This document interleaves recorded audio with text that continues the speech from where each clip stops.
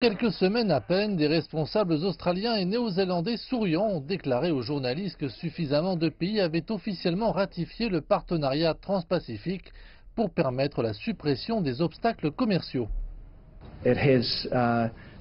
Il présente des avantages qui se répercuteront dans l'économie de tous les Néo-Zélandais, de l'usine industrielle aux propriétaires de fermes, en passant par tous les autres secteurs de services qui dépendent de nos industries de services.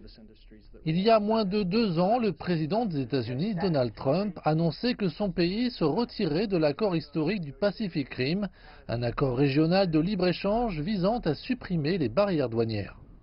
Mais un groupe de pays, parmi lesquels l'Australie et le Japon, ont compris l'intérêt du PTP, même sans les États-Unis, et ont continué à mobiliser leur soutien.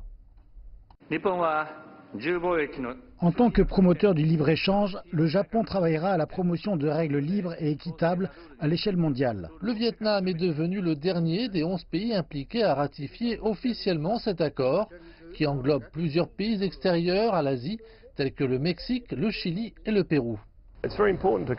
C'est très important pour un pays comme le Mexique, d'Amérique du Nord et d'Amérique latine de se tourner vers l'Asie.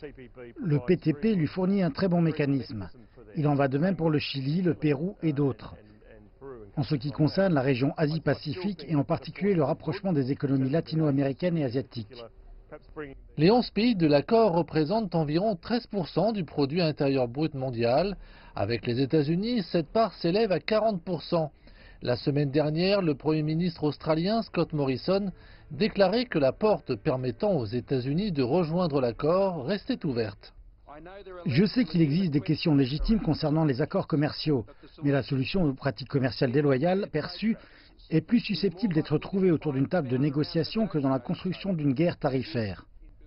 La première série de réductions tarifaires entrera en vigueur à la fin du mois de décembre.